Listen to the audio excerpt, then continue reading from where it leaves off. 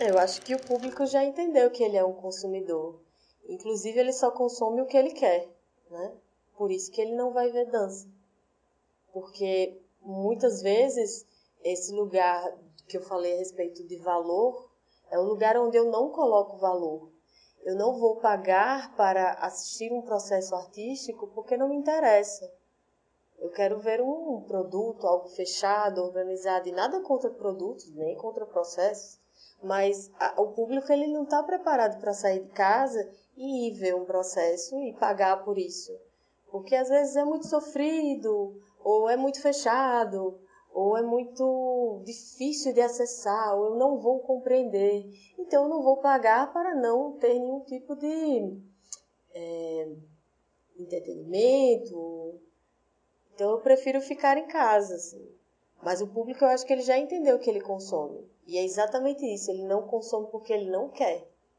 Porque, na verdade, existe por parte da classe artística uma dificuldade enorme de conversar sobre economia mesmo. E ela começa, na verdade, a se tornar um problema para a gente a partir do momento que a gente está numa sociedade que é capitalista e que a gente só consegue comprar roupa, comida e pagar aluguel com dinheiro. Eu ainda não consigo fazer isso com um abraço, um beijo, né? Com afeto. Então, acaba que o artista, quando ele não quer discutir as questões que estão fazendo parte da sociedade e a economia é uma delas, a gente fica para trás na discussão e acaba prejudicando o nosso modo de existir.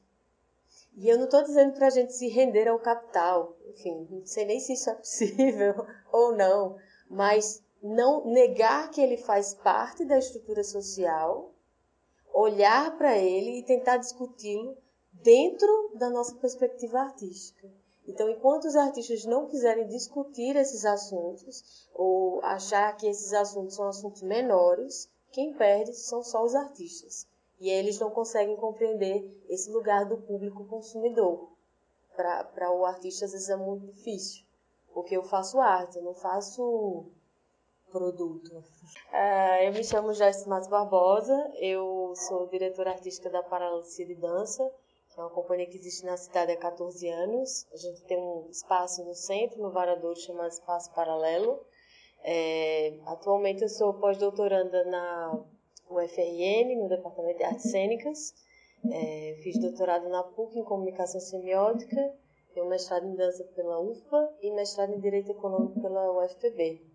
Em 2017 eu lancei o livro Economias da Dança pela editora Ana Blume, de São Paulo. E sou professora tanto da Fundação Getúlio Vargas, São Paulo e Rio, na área de Economia e Direito, e sou professora do Estado, do Centro Estadual de Artes, onde eu dou a disciplina de dança moderna e dança contemporânea. Porque a economia é muito maior do que uma ideia que a gente tem de economia, né? Então, quando eu falo economia, eu falo de aspectos sociais, de conjuntura cultural, de aspectos históricos. Eu falo de um jeito de olhar para a política e construir política também, não só cultural, mas política social mesmo, né? É um jeito de estar no mundo e contribuir com ele.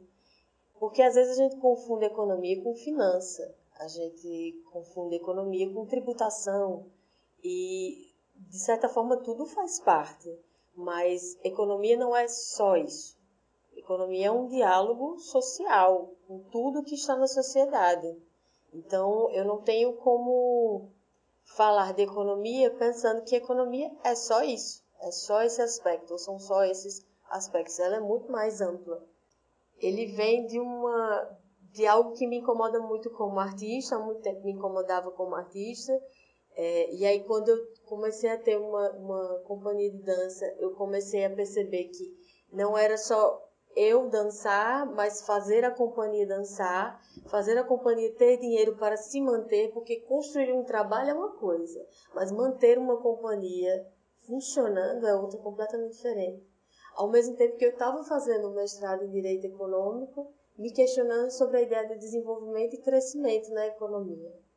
E aí eu entrei no mestrado em dança e pensei, percebi lá dentro que existia uma vontade muito grande de discutir, entender, na verdade, o que era a economia da cultura, o que era a economia da criatividade, e entender também o que era a economia da dança. Todo mundo está falando de economia da dança, porque a economia da dança, porque a cadeia produtiva da dança, porque os circuitos da dança, porque a distribuição da dança. Eu disse, gente, mas onde?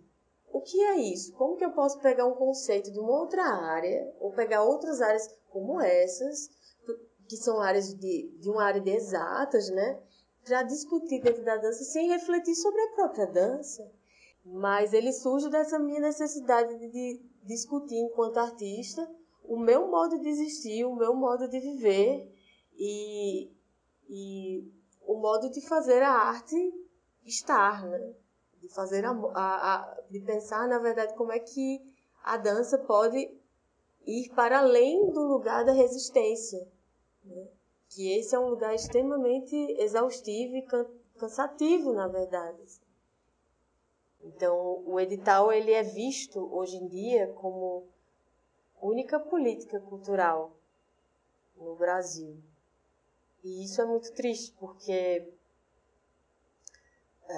acaba que você vive nesse lugar de informalidade, ou como a Helena fala assim, vive no gueto. Daí você ganha um edital, você sai de lá, você trabalha 6, 7 meses e depois você volta para esse lugar. Então você nunca dá continuidade à sua pesquisa. E aí como é que eu vou falar de sustentabilidade se eu não estou falando de continuidade, porque a continuidade não existe. Eu construo algo, mas logo ele se perde, porque eu não tenho como manter. Então acaba que essa ideia de política, essa ideia de gestão, não sei nem se é uma gestão, mas essa ideia de política cultural em dança, ela é completamente focada nos editais, faz com que os artistas não tenham, digamos assim, tanta força política, muitas vezes, para sair do lugar em que está, sabe? Ainda é um lugar muito frágil, eu acho, porque não é discutido no âmbito político. Eu acho que a falta da manutenção do trabalho. Porque, veja, quando a gente fala de trabalho, um dos pontos que você diz assim, eu tenho um vínculo de trabalho, é a continuidade. Então, eu estou lá todo mês, prestando um serviço e tendo uma contraprestação desse serviço, que é o meu salário. A partir do momento que eu não tenho continuidade, eu não posso pensar vínculo trabalhista. Então, não existe um foco no trabalho. O pensamento sobre o trabalho ele não existe no meio artístico porque não existe esse lugar de continuidade. Mas, Joyce, eu não estou aqui há 2 anos trabalhando sistematicamente, toda semana, sim, mas você está tendo uma contraprestação mensal por esse trabalho? Não. Então, não é trabalho. É o que as pessoas falam, né? Mas você pode pensar, eu estou aqui o tempo inteiro, é o meu trabalho. Mas eu não estou tendo essa contraprestação, que também é outra referência para vínculo trabalhista. Mas ele ainda não é um lugar capaz de fazer com que a gente mantenha a dignidade nessa atividade de trabalho mesmo, né? Que a dança, ou fazer artístico na dança, ele tem esse caráter trabalhista. Ainda é muito nesse lugar da parceria mesmo, para poder sobreviver. Eu acredito no movimento, mas não esse movimento. Quando eu falo movimento, eu não falo nesse aspecto estético. Eu estou falando de estar movendo as coisas, movendo as ideias, movendo as pessoas. Porque uma vez que eu paro de mover, eu simplesmente paro. Então, eu paro minhas ideias, eu paro de refletir sobre os problemas. Então, por acreditar muito no movimento, é que a gente tem tentado colocar isso em prática. Não parar e estar em movimento. Não é só pensar esses lugares o lugar da criação artística, do processo de criação, mas também como é que eu posso estar com esses processos perto das pessoas. De alguma forma isso me alimenta. E de alguma forma também estar disponível para conversar sobre esses assuntos, como é o caso agora nesse momento, assim, que quando as pessoas querem conversar sobre a dança de uma maneira geral, eu estar disposta a querer ouvir e querer conversar e querer falar. De alguma forma, eu acho que essa energia tem que ser canalizada para o futuro, né? Esse amor ao destino, né? Então, o destino é algo que é uma luz que se abre para o futuro e não uma luz que se fecha para o passado. Assim. Acho que, de alguma forma, isso me anima a continuar e eu me animando a continuar, eu consigo animar também as pessoas que estão ao meu redor, assim. Mas é bem difícil. E aí eu tenho tentado, na verdade, focar mais nas soluções do que nos problemas, porque os problemas a gente já sabe que existem, né?